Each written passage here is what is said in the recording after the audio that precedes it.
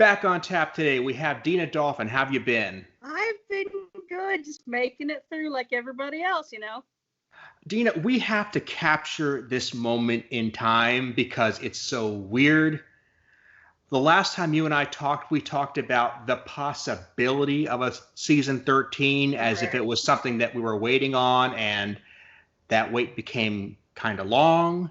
And now we've heard that it's happening, but it's going to come in the form of a new platform. Yep.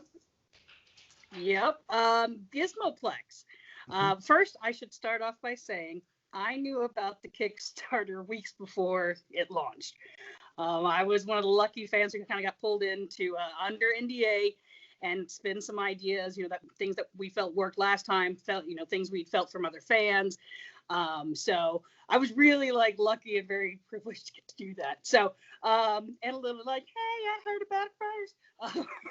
But yes, no, that's what's super exciting is, the goal of this one is to get away from networks. Netflix, love them, hate them. That's your own opinion. They produce content. They just didn't feel, I guess, MST3K was the content they wanted. So now Joel wants to take it and essentially make it, I don't want to say his own because, eventually Joel will actually retire, but just keep the name MST3K going, keeping that, the riffing going. And the best way to do that is essentially if he owns it or we as fans own it and pay for it. I know I pay for plenty of other TV to watch other shows that I don't like half as much. So if I can pay some money for new content of a show that I've loved forever, sign me up. Yeah, I completely agree with you there. And that's something I've been a big believer in for a long time, is that if you can get your head around the concept of paying directly for the content you want, number one, you spend less money overall, believe it or not. Right. And number two, it puts you, the fan, in the driver's seat, which we've never really had that until the 21st century. Right. Oh, yeah. No, the fan feedback usually was just writing into letters or hate mail, Mm-hmm. Now here we are where you can, Twitter at the show's creator, whether they read it or not. But, you can make your voice heard a lot quicker and a lot wider range nowadays. So, and I think it's been a positive too. There are folks out there, poo-poo on last season and how it went and this and this.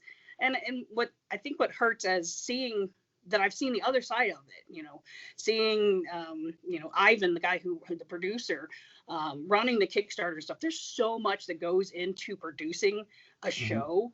It just goes over people's heads and they're just like, oh, I don't like so-and-so. And so therefore I don't blah, blah, blah. But it has been so amazing to see the positive response that the fans, especially the ones who missed out last time, are like, I'm all in this time. We made it happen in 24 hours. I cried. I was watching it and it was like, oh my God, I think I even screen recorded it. It was just so cool to see them, reach that goal, at least be able to make some new content. And not just for the fans, you have to remember these actors have been out of work, have not been able to do the craft that they love. And so being able to financially support that, I certainly have no problem because, we've kind of bonded with these characters and these folks. Jonah is amazing. And he is such a great, awesome person that it's like watching your brother on a TV show. And you're like, yeah, I'll throw money at that. So it's really heartwarming, especially after all this, gestures and everything. So I'm just so happy. I am too. And it's very unclear specifically what the Gizmoplex is going to be. They call it a digital studio, a virtual studio, which I'm sure there's going to physically be a building somewhere. But I feel like this is almost the fulfillment of many decades of hard work and creativity that's been going on, that we're just now seeing the possibilities. Yes. Oh yeah, most definitely. And I think the Gizmoplex, it's going to run a lot like a streaming service from what I understand. And, the big thing is that they're going to be able to premiere these new episodes on this platform, and have live events around that, interact with the fans during that time, before they air the episode and probably after. It's kind of like a big viewing party that everybody gets to go to and chat along. I'm assuming there's going to be a chat, I would assume, because them kids these days, I can't Twitch. I don't know how they keep up with the chats, but yeah, I'm looking forward to it. I think they're still working out some bugs, but it can be done. It's being done by other entertainment, so why can't MST3K do it too? Do you remember? I don't remember when we talked last time. The MST3K home game. I don't remember if we talked about it. I know of it. I've never seen it. Okay. So I know like Ron McAdams is my go-to if I need an MST3K thing, him or Tom Knoll. But I have heard of it, but I've never seen it. Yeah, I have actually. I can say to my credit, I managed to get 2 of my own jokes into that. Oh, so, wow. so somewhere I should look it up on YouTube and actually find it. But the point is that we're talking 1996-ish. Yep. I pulled the extra TV into my bedroom with a 50-foot coax cable so I could sit at my dial-up computer and take part in that. And that's basically where we are now, but with much better equipment. Yes, much better equipment. Yeah, I mean, they're allowing people to write a riff, get a video, a direct video from a bot, and I know these things are, pricey, but that is something that we would have never been able to experience during the original run. Having like your letter, this is the equivalent of having your letter read on the show. And I know that's something I suggest is that, maybe during these live events, they could read letters that people send in, shout out to the folks in the chat. That's what I'm hoping for. I don't know how it all is going to go down. That's that's technologically above my head too. But yeah, we get to have input. They're asking for our input, not because we just have to follow along with what Joel has envisioned, but so it can grow this MST3K universe, especially from the last tour where we had Emily and GPC, so which to me still sounds like Gypsy. GPC still sounds like Gypsy to me. And Mega Cynthia. There's so many places that this riffing could go but still hold the heart that it does, in my opinion. Now, I know that lots of people, it's overproduced. Welcome to 2021. Right. The fact that you and I are talking like this should be enough for people to realize, yeah, things are going to be produced better because we have the tools to be able to do that now. So, they can be naysayers, but they can just go yell at a cloud. I really don't care. I don't either. I'm not super worried about it. I still think that in MST3K, the newer seasons are still some of the most rough visually compared to other shows on TV, but they still look the best because of that look, if that makes any sense. Yeah. It's not perfect like a Game of Thrones would be, where you really feel like you're in another world. Obviously that prop is just cardboard that's been painted, but it still looks good. Yes. Yeah. And I can tell you that that's a lot of cardboard. From visiting this set, the things that Bees McKeever, we all know she is just, she's great. Take anything and turn it into this amazing thing. But it's just so, it's great to the ingenuity that they have. I'm actually also lucky to report I have the turkey theremin from whatever episode that was, I can't remember, but one of the invention exchanges from season 11. I made a donation towards a charity, and Christmas, the woman who sang the theme song at the end of the last Kickstarter, I think she sang it on her ukulele. She said it should go to a good home and to a good cause, so it's now in my garage. But and see, that's some of the cool things that that they're adding on to the Kickstarter. They're starting to really add on things, and without breaking NDA, I can say there are more things coming. So get your pledges in now. but you might move them around based on some of the things that come out. We're still only, well, as of the day of this recording, of what, 10 days in? Mm-hmm. 11, 12? I'm bad with math. But we're just now like a quarter of the way through this 30-day campaign. And I know I'm going to be upping mine. I grabbed one of the associate producer spots as well as one of the VIPs, but I know I'm going to be kicking in even some more. Thank you, Stimmy Check. But yeah, I'm excited. And it's great to have the fandom kind of back into it again, and that happens with anything, when you've got new things, new cool things happen, people are more interactive. Whereas, over the past, as we were all figuring out how we were going to do this from home, and our entertainment did get back, the Mads. Oh, I love the Mads are back. Their monthly live stream. Have you checked that out? I've looked into it a little bit here, but it just seems like live streams for me don't work that well because of live entertainment in general.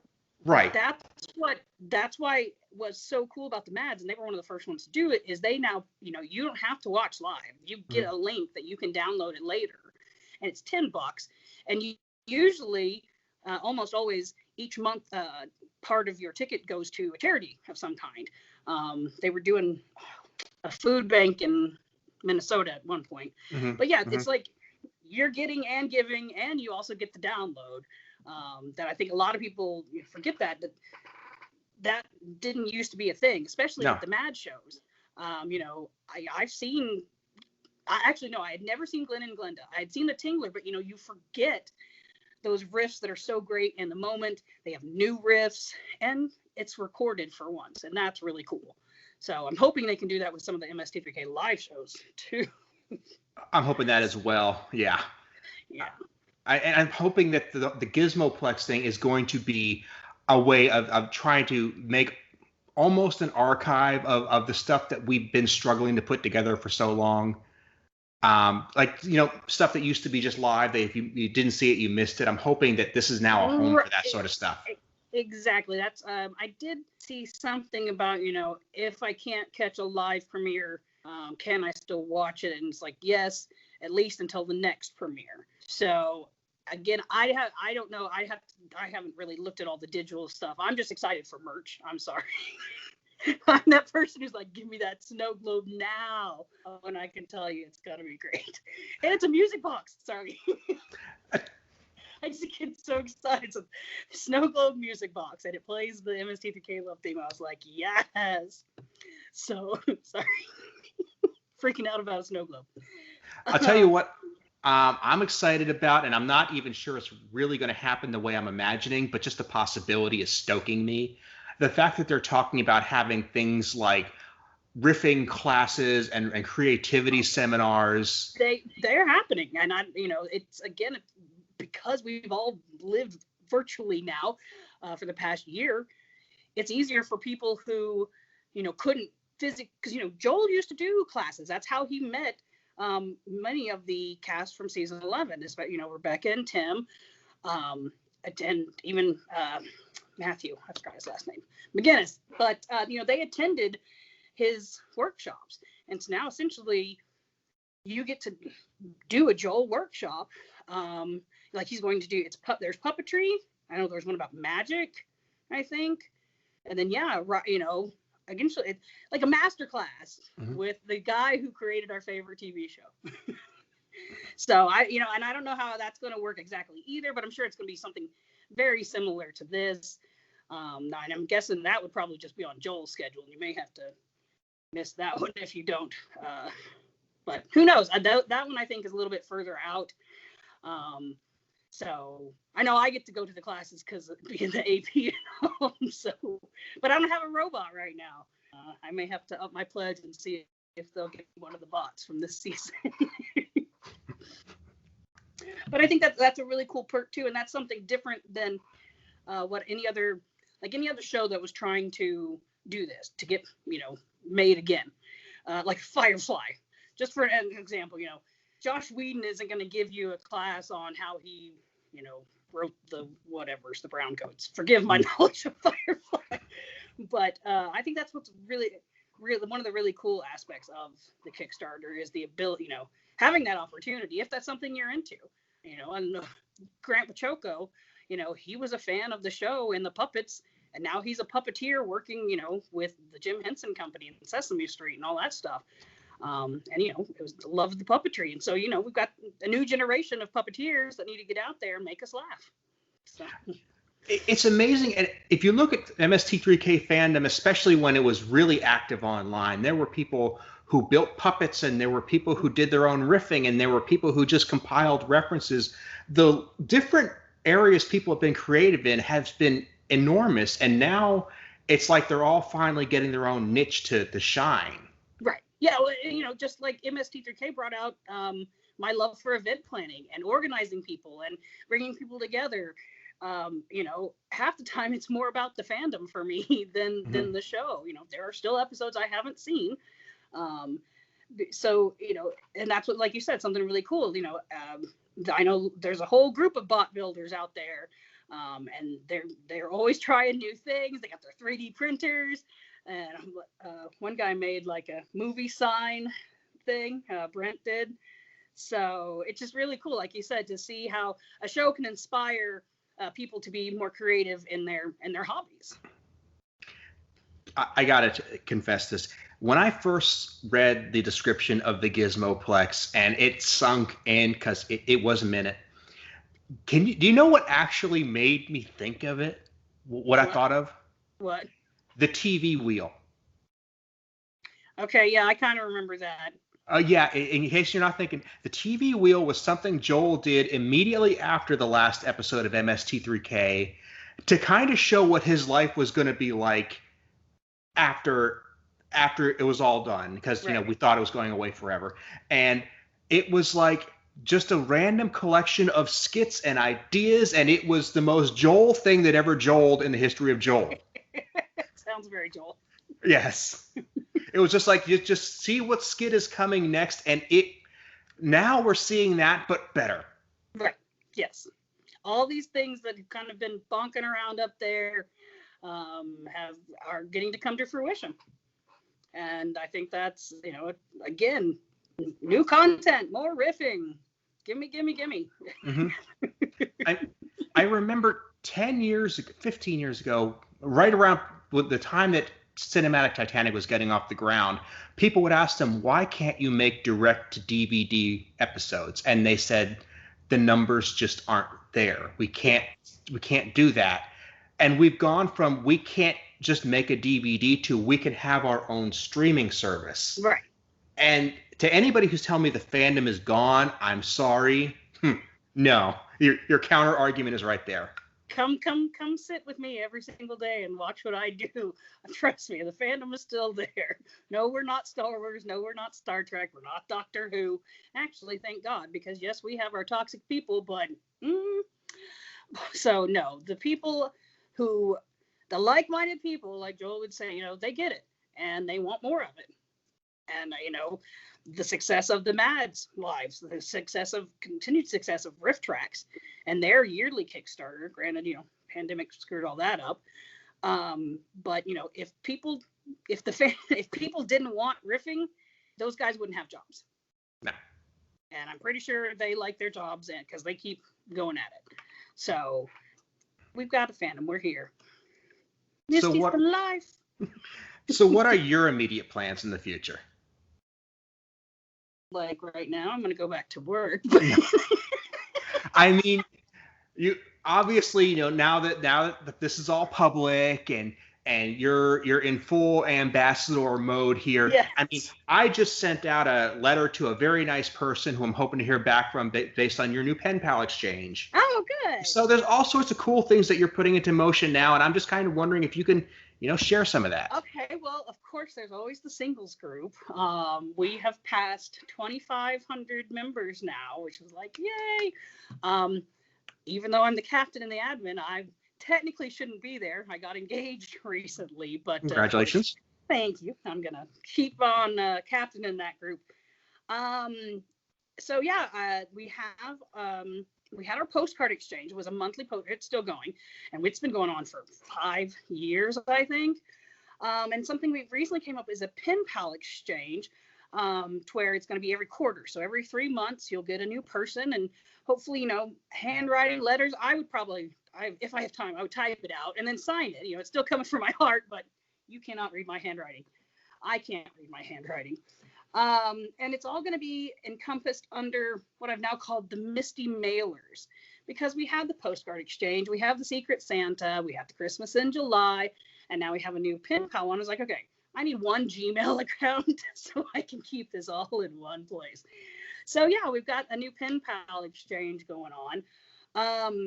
I am assuming that there's going to be a live streaming at the end of the Kickstarter like they did last time. Probably, unfortunately, can't do it at Meltdown with everybody, but I'm assuming there's going to be some kind of stream. So I can't wait for that so I can get the word out, because, if you were there, we at the very end, everybody gets excited, that's what happens. You get that thermometer out, and the higher it goes, more people want to give money.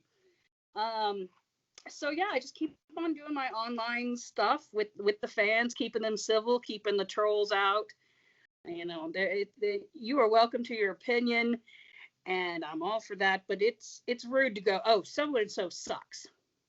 So does your face, but here you are. It's not, okay, yeah, the riffing was too fast. Great, that's a constructive criticism. Oh, it was crap. Take that outside. And actually, in a couple next month, I'm going to get to hang out with some of my Misty friends that I have met because of, lifelong friends that I now have because of this show. I'm going to go be in a movie in Idaho. Yeah.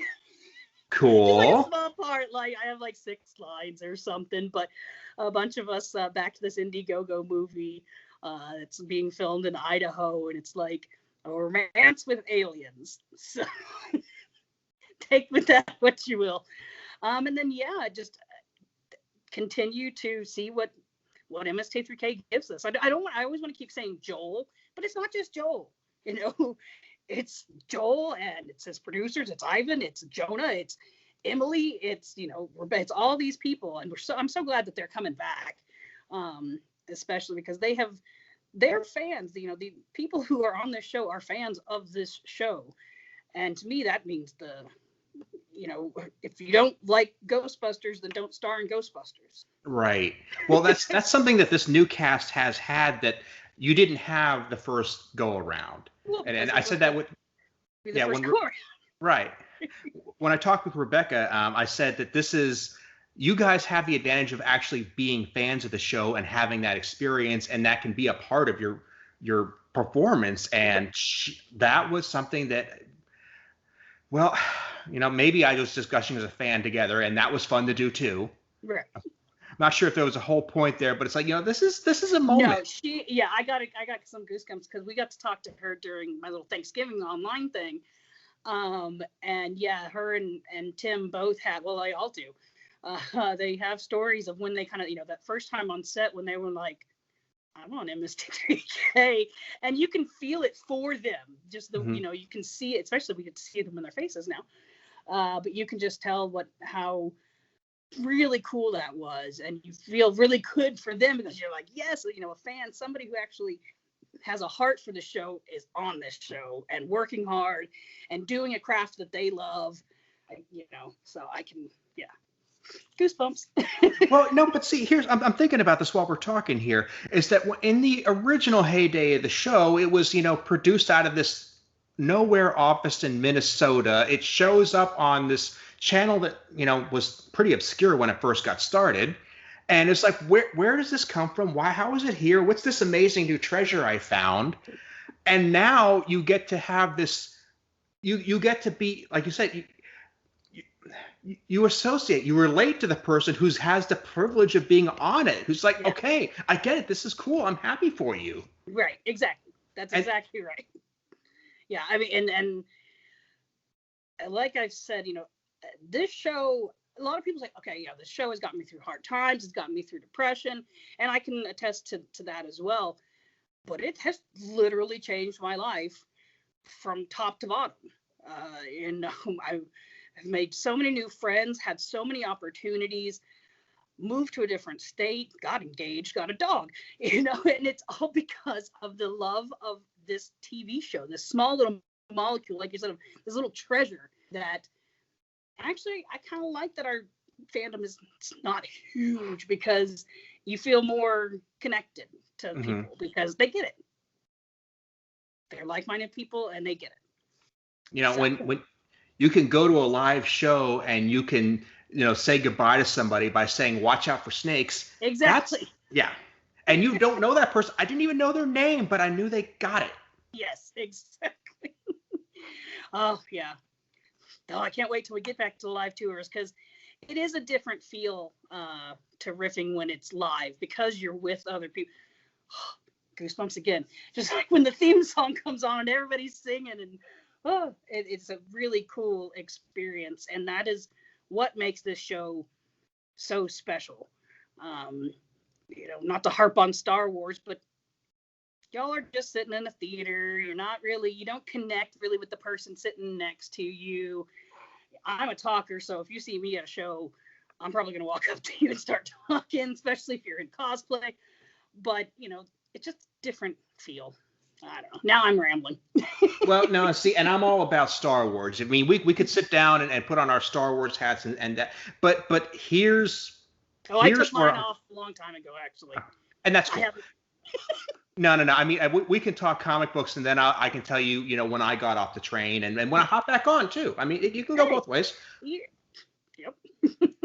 But I mean, people have said that they don't like the direction the show is going in because it looks too clean, it looks too fresh, and I'm like, Star Wars is owned by Disney. Yeah. And I mean, yeah, if you want me to talk about something that is now corporate, then yeah, when they put Chewbacca stickers on bananas back when the prequels were coming out, I'm like, no.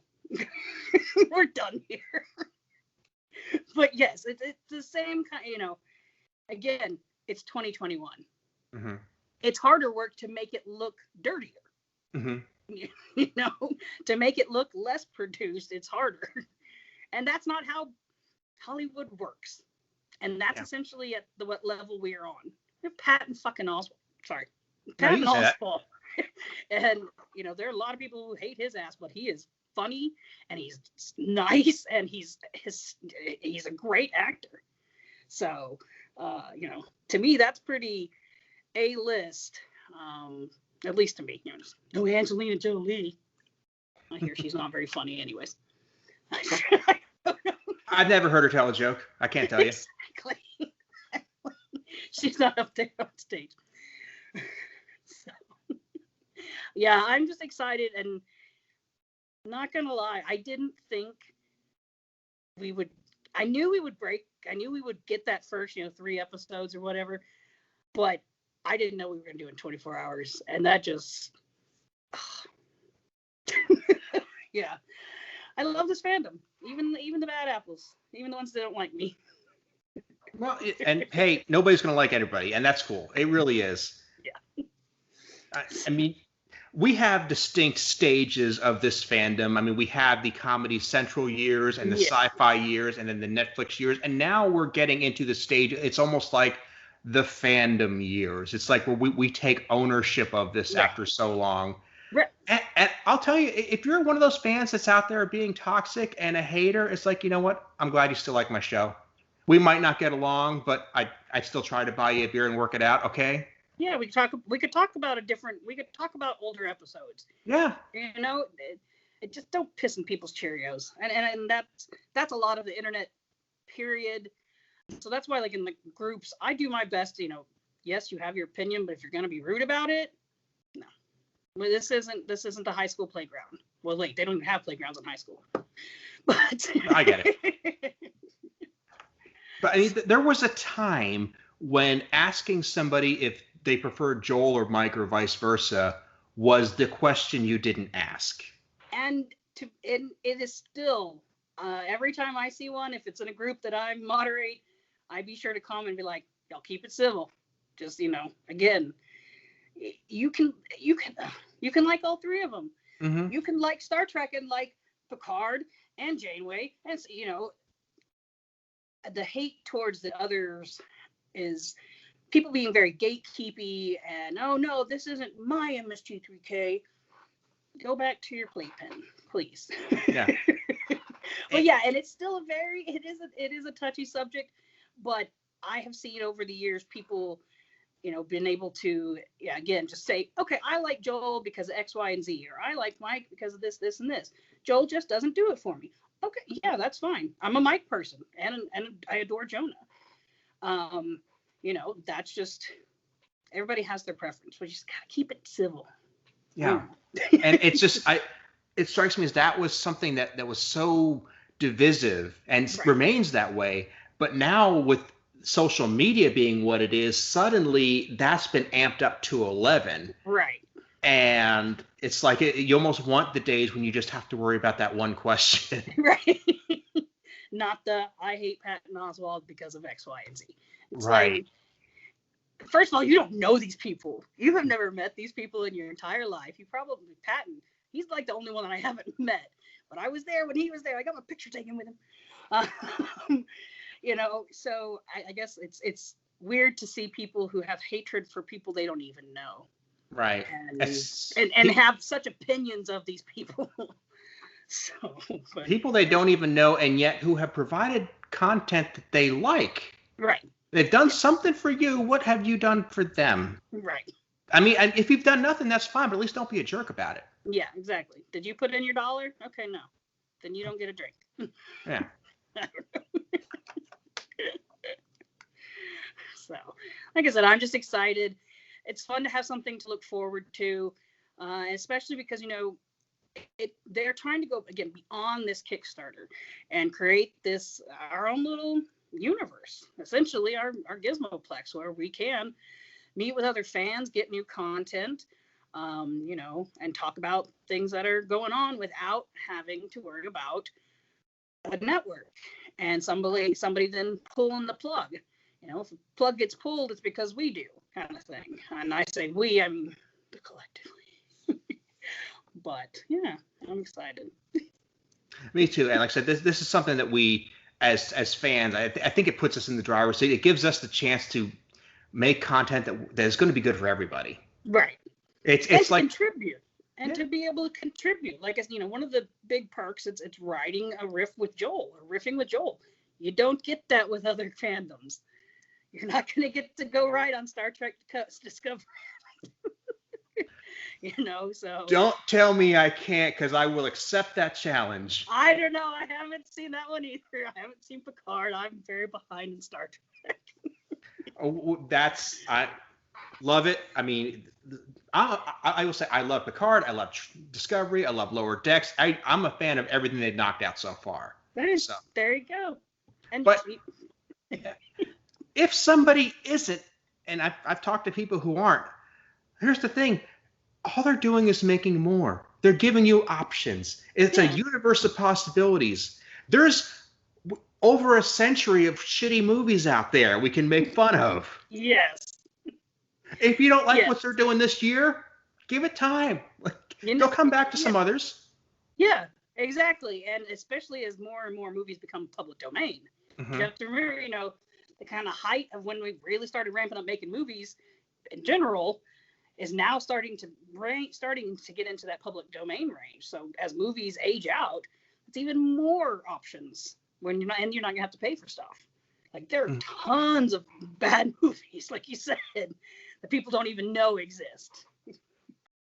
Yeah, and part of what I love about MST3K, just one component, is just I'm a film history fan, just because I think it's such an amazing century of innovation and creativity, and it's a very light, candy-like way to go through that history. Right. Yeah. And there's so many ways we can go back to, so many mines we can wells we can mine, and yeah. It's there. We just got to make it happen. Keep spreading the URL. Oh, look at that. It's Joel. I got to take this. Sorry. Well, Deana, I probably should let you get going. I was going to say the same thing. I know you've got stuff going on, and honestly, your bandwidth is starting to drop here, so we want to quit while we're ahead. Yes. But I'm going to put all your social media links in the show notes. Is there any other projects you want to pitch while I've got you on the line here? No, I think you covered it. I'll just, again, makemoremst3k.com. Spread that URL. Join up for the street team. I don't even know what the street team is going to be doing. So I'm excited for that. So, yeah. Let's do it. Okay. Deana, thank you so much for being here. If you're listening to this right after we hit the line, go ahead to the Kickstarter and check out the perks because I guarantee it's worth your time. Yes. And add-ons. Oh, I forgot. That's the cool thing about this one. You can cherry pick your add-ons. This is nice. Really nice. Better bang for your buck. People are loving that. Like, oh, I don't want the coins, but yeah, I want that music box. So, anyways. Deana, thanks again. I really appreciate it. Bye.